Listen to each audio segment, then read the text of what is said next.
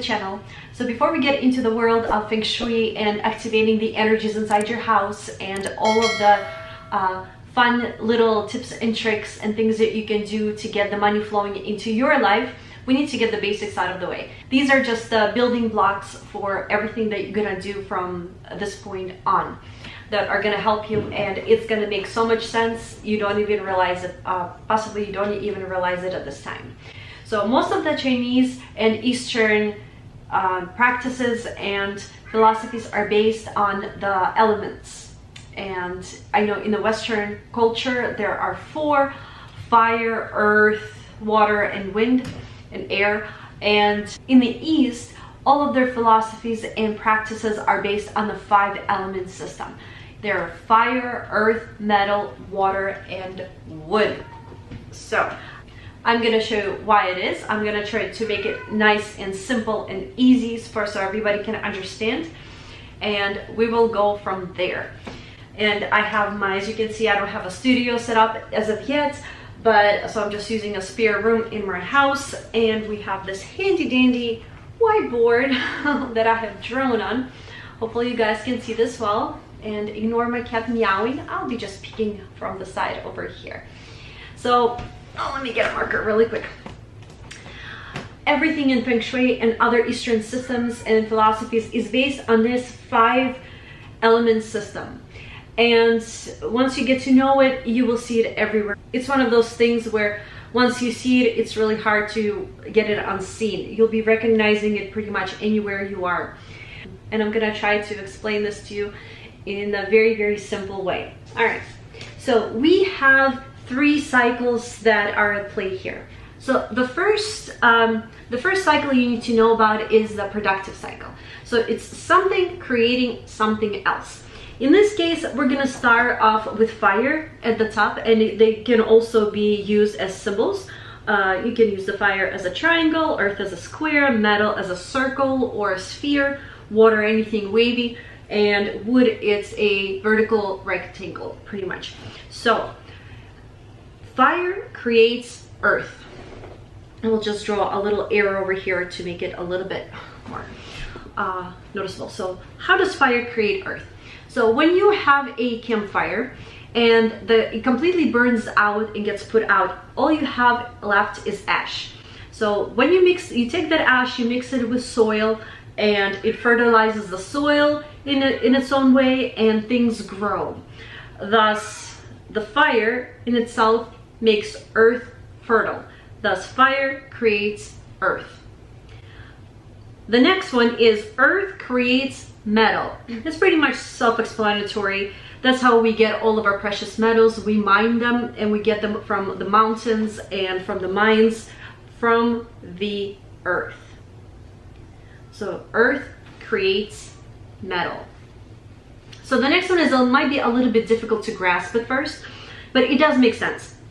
Metal creates water. At this point, you're probably scratching your head going, how can metal create water?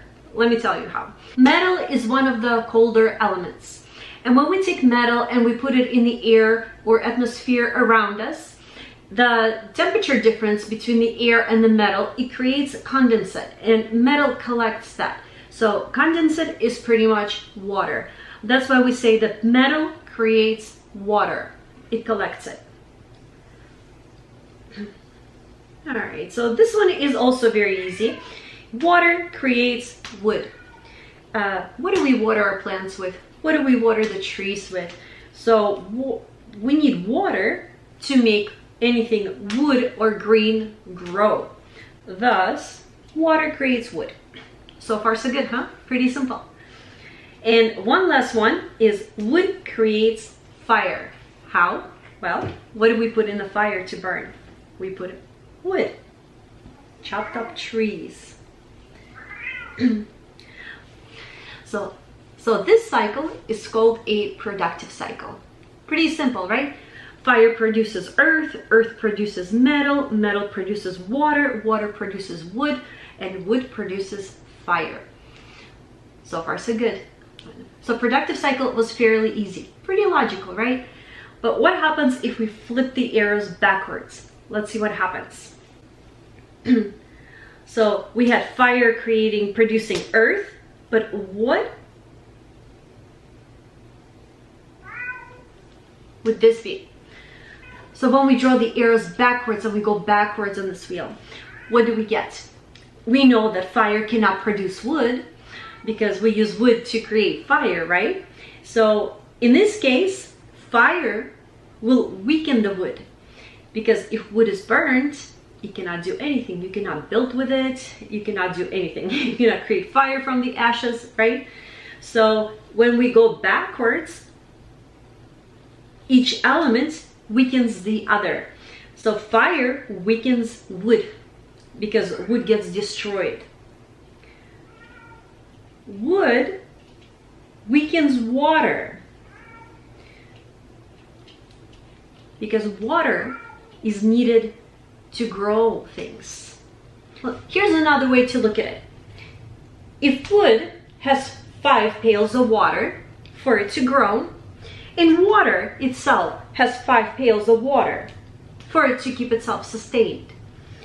But this water gives 3 of those pails to the wood,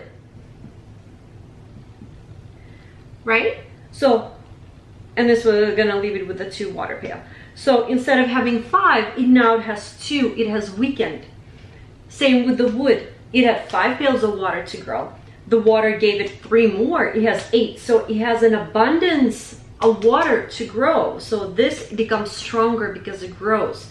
But the water kind of gets depleted in a way. So that is the reason we call it a weakening cycle. And it's true for every element. So let's see, let me take the numbers off the board and let's see what else we got, huh? So water weakens metal. How? If you put metal in the water and it becomes rusty, it becomes pretty much useless, right? There's a reason why they say rust is like cancer for the metal. So, and what causes it? Water. And then metal weakens earth. How? Think about that mine that I told you about. If we mine 90% of all the precious metals out of there, the earth is going to be crumbly and depleted. There's not going to be much left. So it's not going to be as useful as it was when it was completely full and abundant of precious metals. So that's the way metal weakens earth. And how does earth weaken fire? Because earth needs the ashes from the fire to be fertile, to grow things. That is the reason we call this cycle, that is pretty much backward cycle, weakening cycle.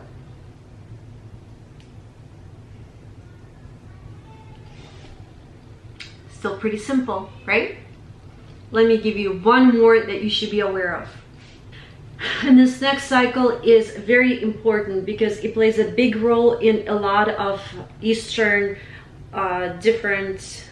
Eastern practices and Chinese metaphysics and different branches of Chinese astrology and numerology, Baszi. So this cycle is just the way it sounds. It's a destructive cycle, which means one element is destructive towards another. I don't really like the word destructive. I will use the word controlling just because it scares my clients less. It scares my clients less. Let's see what we have here. Since it's just the way it sounds, it's one element controlling the other elements. We'll start with fire. Fire controls metal. How? Because if you put metal in fire, it will completely melt and the metal is going to be useless and it cannot be used for any number of things. So since we are here already at the metal, let's continue from the metal. Metal controls wood. How? Think of an axe and a tree. You can take a metal axe and chop the tree down into tiny little bitty splinters. In that case, the wood is going to be useless. So metal controls wood. Let's keep going. Wood controls earth. How?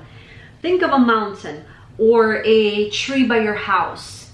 And if you have a path by your house, most likely you will see the stone slabs already being lifted up.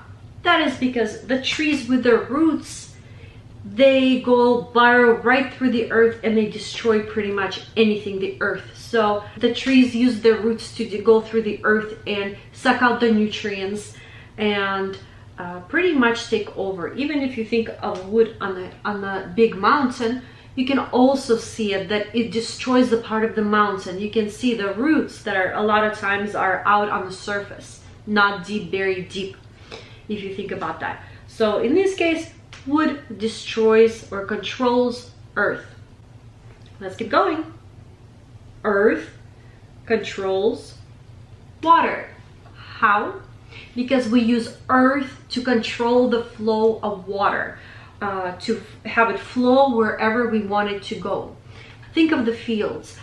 In farmers used to dig channels to water their fields from an abundant water source next to their farm. So they use the earth to guide the water where they want it to go. So when that happens, water kind of becomes useful for only one thing, while it's being guided where it needs to go. So in that case, earth controls water. And of course, water controls fire. Why? Because we can put out fire with water. Not too bad, huh? So this is a destructive cycle. So I hope this was very helpful to you, and now you have a little bit more of understanding of the 5 elements and how they correlate with each other and how they act and react with each other, and how they are used. I'm going to be teaching you in further videos, but just to touch on that, Feng Shui is based on this, and all of the Eastern philosophies and Chinese metaphysics and Eastern metaphysics is based on the 5 element system. It's the yin and yang of pretty much, it's a cornerstone of that. So when all of these elements are in balance with one another and each other in a space, this is specifically for Feng Shui, especially for Feng Shui, when they're in balance with each other and they're being used correctly, you can attract a lot of different things into your life, and you can add or subtract, or you can alter the placement of the elements in your home to, well, pretty much anything, to attract money, to attract love, to get a promotion, to get new clients, to sell things that are, say, real estate, for example. So everything is based on this. This is a cornerstone. Before you continue into any practice, this is something that needs to be engraved in the back of your mind constantly. It should be to the point where if anybody wakes you up in the middle of the night and says, you know, what element controls what element, you'll be able to tell them like that, half asleep. It's not hard. It's not the Feng Shui, and it's not easy, but it's not difficult. It's as easy as you wanted to make it and as difficult as you wanted to make it. I'm gonna try to make it fun for you guys and easy to understand and very usable, something that you can take after every video and use it right away. But before that happens, we need to get the basics out of the way. So if you're new, I hope this was easy to understand, and if you're not new, I hope you brushed up on the basics. If you guys have any questions, always leave them in the comments below. And other than that, give this video a thumbs up and don't forget to subscribe, and I'll see you in the next one. See ya.